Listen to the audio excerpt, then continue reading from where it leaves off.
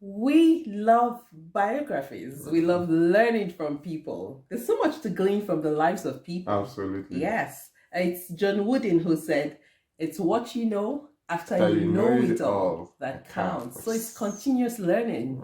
Yes. So that's what's inspired this series. We will be putting forward 5 shades of marriage. Absolutely. 5 shades of marriage. So we'll be giving you lessons, at least 5 lessons from the couples we interact with, the couples we've met. When we meet couples, we want to learn from them. So we'll be putting forward some things we've learned from people, different people. So today we'll be looking at a phenomenal couple, really phenomenal couple, authentic people. And we've learned a lot from them. And they've been together for almost 30 years. And so we'll be sharing some of the things we've gleaned from their lives, how that has helped us personally, how some of those are already in our lives, and how we can share some of these things that if you don't have them in your life, you can imbibe some of these things and customize it to your own relationship. Because we believe that every marriage is different. Hey, and if you're single, watch out. Yeah. All right. If you're new to our channel, Foundation for Family Affairs, please feel free to subscribe and hit the bell next to it so you're notified when we drop our content. At Foundation for Family Affairs, our mission is to connect hearts and raise healthy families. I am Chidi Akunna. And I am Victor Akunna. Thank you for joining us. So let's dive in. The first thing we have learned from this couple is honor, the value of honor. I mean, for me personally, as a woman, I love it when I see women who honor their husbands. Fantastic. I love it.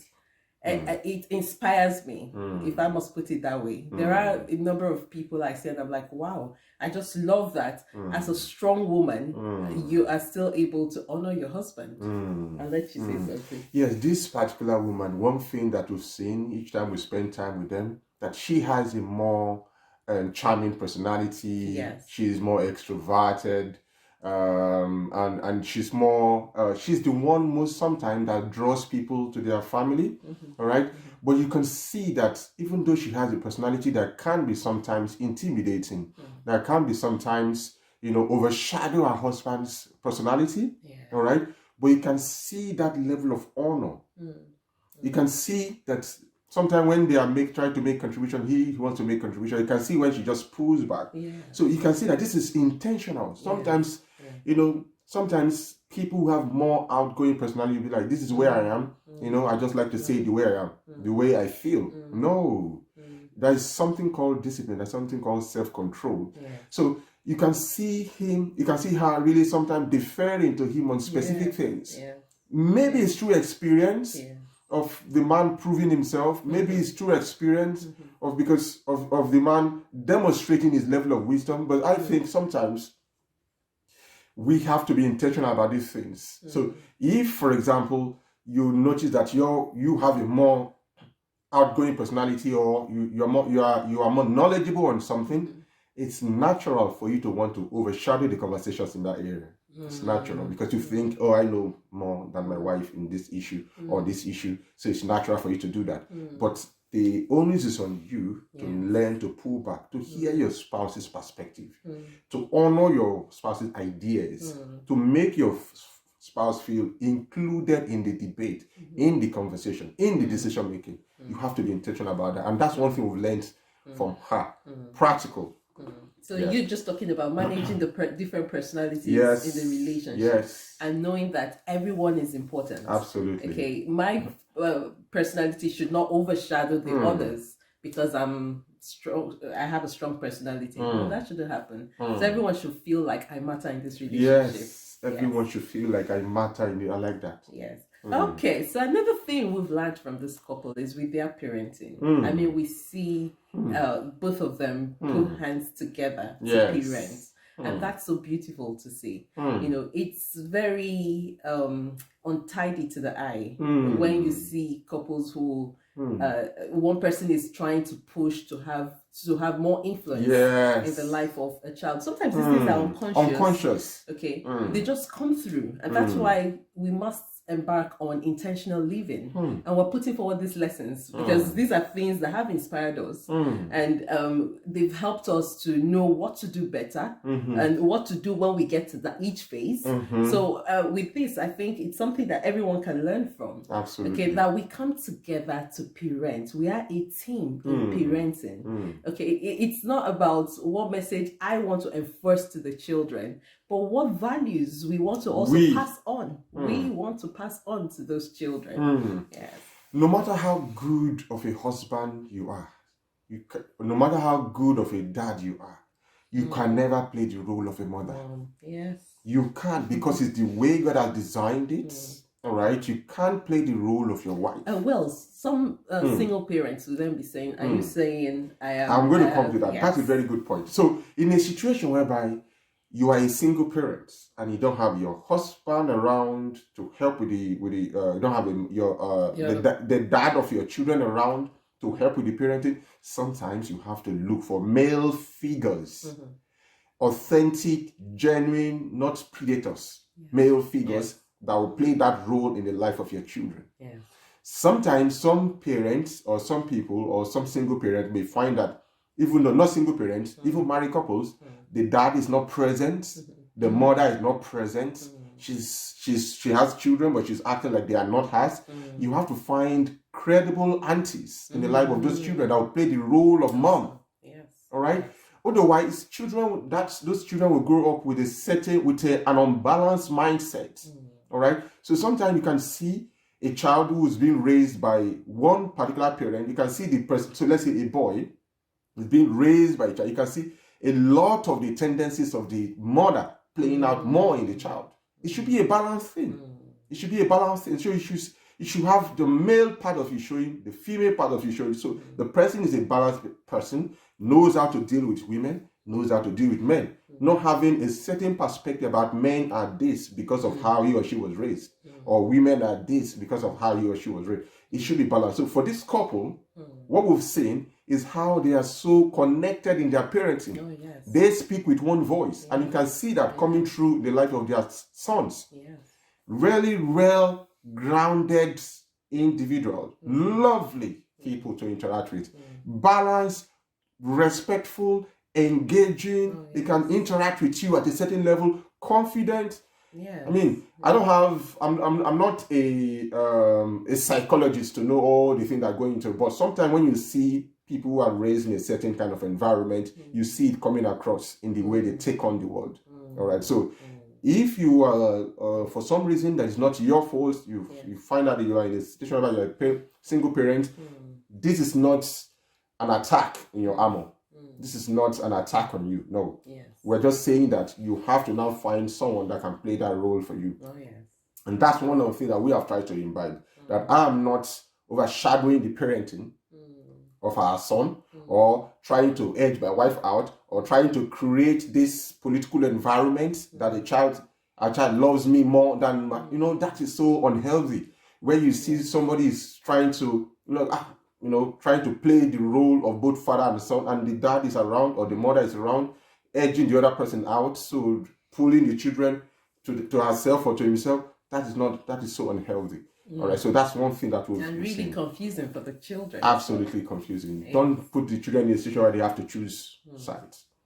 Okay, so another lesson from this phenomenal couple is with how they manage finances. Okay, I think at different points in their lives, one has had to step down, one has had to one has had to step down. Okay, while the other one just moved on. And it's just been beautiful to learn from their experience how they've had to manage that. Correct. One of those days I was speaking with the wife, and I asked some questions, and she talked about how it didn't mean anything to her that at some point her husband was out of job, and for her it was nothing. It was like, this is our money, let's do what we have to do with it.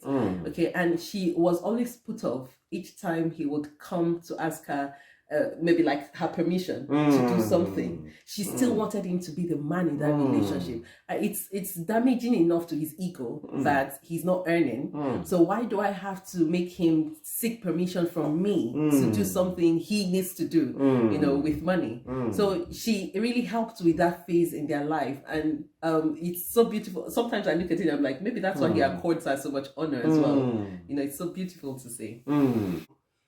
Similar thing happened in our own relationship. There was a time my wife wasn't earning, you know, nobody knew about it. There was a time I wasn't earning, nobody knew about it, and we just carried on like that.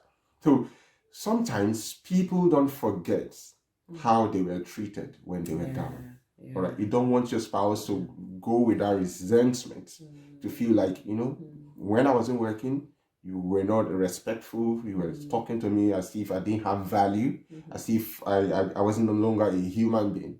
Very, very important, because when people are not earning, sometimes they could become more sensitive. So you have to be more sensitive as well in how you communicate. What you normally would have said as a joke, you might have to tone it down, because it might be misunderstood. Because the person is trying to get themselves back on their feet. So we have to give them a little more grace. So we've heard stories about how they were there for each other. And today, they are doing way, you know, much better, well off. Both of them are on fantastic levels. Very, very lovely to emulate. You know, these are good examples that we really appreciate. Yes. Okay, so next point, another lesson we've learned is regarding their calling and career. Okay, it's just beautiful to see how they support each other.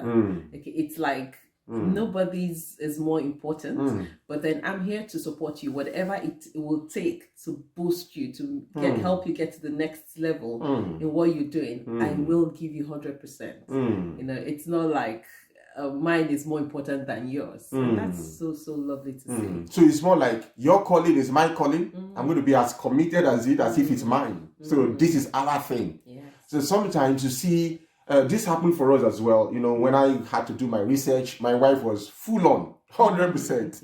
Supporting. Sometimes we're coming home around 1 a.m. at night. She's up there helping me to edit, you know, asking questions, looking at stuff, arranging the documents. When we wanted to publish our first book, you needed to see how we were putting things together. It was our thing.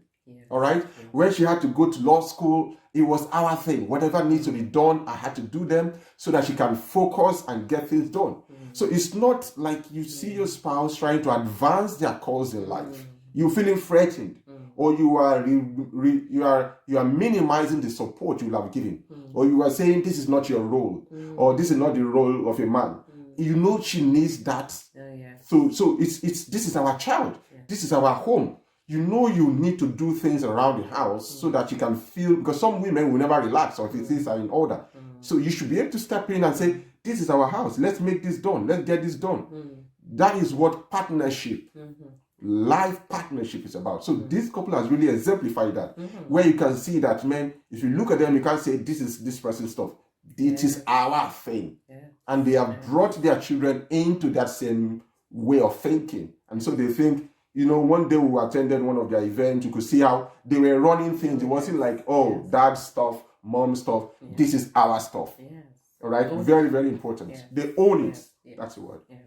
Okay, and then we're putting this out. It might just be that there's something in your blind spot. You've not just thought about it. So this is just us putting it out there. So Fantastic. you call yourself, you know, to a higher standard and say, okay, I need to be doing this. I didn't realize I should be doing this, but going forward, I should do this. And that would be so beautiful. Okay, so the last lesson, 5 Shades of Marriage. Yes. The last lesson we have gleaned from this one is how they manage the traditional roles. Okay. Did I put that right? Yes. How they manage roles, right? Okay, because there are some things that are termed traditional, especially when you're of a certain descent, a certain culture. Okay, there are some things that are thought to be, this is something a man should be doing, and a woman this is something a woman should be doing. Yes. And for people who have been married for 30 years, it's just beautiful to see that you walk in and you see the man sometimes cooking. For me, it's like, wow, you know, some people might say yes, but the environment where you live in sometimes has to condition you. But that's someone who is flexible, who's decided to also imbibe some lessons from the culture. Yeah. Sometimes we come from families where things are done in a certain way. All right, the man is responsible for everything financial, provide, the woman just sits at home or does her own thing. Sometimes we come from a home where, you know, some people may come from a home where the woman was the one running things, and so unconsciously we've imbibed some of these models. All right, but don't forget that when you start your own family, this is a different family. You are not marrying your dad, you're not marrying your husband, your mom. You are creating a new family. Family is like we call it the smallest unit of a nation, smallest unit of a society. So you are not, you are creating a new country, a new nation as it is. So in that nation, what do? You create your own core values, you create your own vision, you create your own currency, you create your own financial institutions, you create your own economy.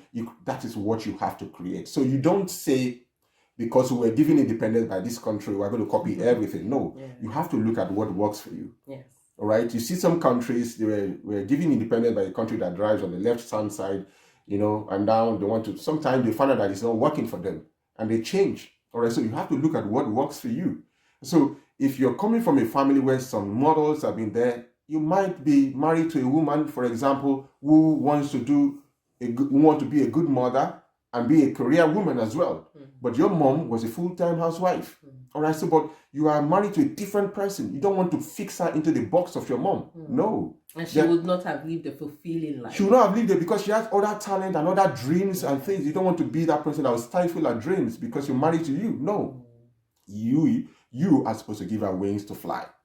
Create a balance within your own marriage and see how you can help each other become the very best. And that's very critical. So sometimes that means being flexible to accommodate different rules. I think it was Charles Darwin that says that the species that survive are not necessarily the strongest or the biggest, but those that are more adaptable to change.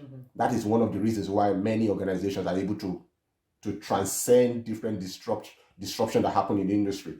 That transcend, many families are able to transcend because they are flexible in their thinking. They are flexible in their view of the world. If you are stuck, it's easy for you to be broken. You have to learn to bend and adjust as the things allow, as the situation change. Okay, so we're going to wrap this up by putting forward a challenge to you today. Absolutely. Look into your marriage. What is it you celebrate in your spouse? Okay, hey, because of this, I am this. Fantastic. Articulate it to your spouse. Fantastic. Let your spouse know. It's not nice that we go through the years and we don't pick out things that we celebrate in each other. Fantastic. And we don't communicate these things to the other. Whatsoever is focused on gets magnified. So if you want to see more of those good things, let's focus on them. Let's talk about them. Don't go talking about his weaknesses alone and you keep doing this, you keep doing that. How about, it's so awesome that you do this. Absolutely. And you get more of that. On to healthy families, on to healthy marriages. We also want to take it further. If you can, share it in the comment section. Let other people also see it. Let's join the conversation because there's something good about your marriage. Let the world know about it. Oh, yes. So until we come again with some gems, we'll see you again. Bye-bye. Bye.